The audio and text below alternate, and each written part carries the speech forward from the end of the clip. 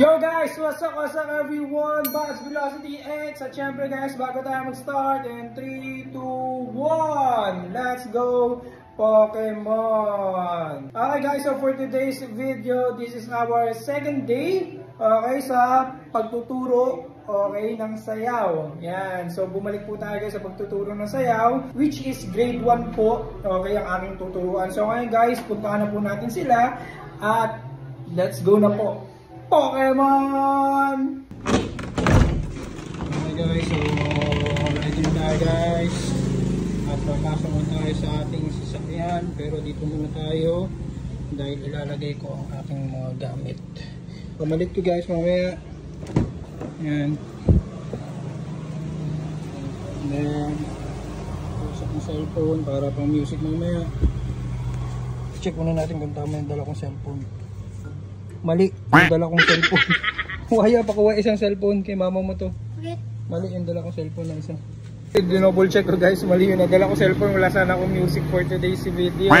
So yan guys, open na po natin yung gate. At mag-ready na tayo guys, let's go. Okay guys, open na po natin guys yung car natin. At mag-ready na tayo and see you in a bit. Let's go Pokemon.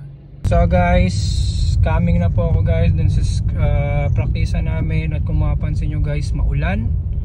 Ayan, so maulan ngayon. Ito lang din yung advantage ng meron kang sasakyan. Ayan, so maraming salamat, nagkaroon kami ng sasakyan na maliit. Actually meron na kaming unang sasakyan. Ito pangalawa na to. Yung una namin is High Ace. Yan, itong pangalawa naman is maliit lang po na sasakyan na Wigo. So ito po yung advantage ng mga may sasakyan dahil anytime na aalis, maulan man o maaraw, safe ka sa loob. Yun, kasi nga merong bubong yan na hindi ka pumabasa. So ngayon guys, on the way na po ako kung saan po kayo magka-practice and see you in a bit. Sana nandun yung mga kids at syempre sana kompleto. Alam ko kompleto yan dahil may birthday sila ngayong sineselebrate bago mag-practice. So let's go! So na guys, nakapagpalit na ako ng damit dahil basang-basa ako kanina. And then tapos na po yung second day po natin. Ngayon guys, maulan. Yan, so pauwi na po tayo guys. Let's go Pokemon! Okay guys, so nandito na po tayo sa bahay. At syempre guys, papasalamatan ko lang po pala guys yung my birthday for today's video. Yan yung student ko po guys, my birthday.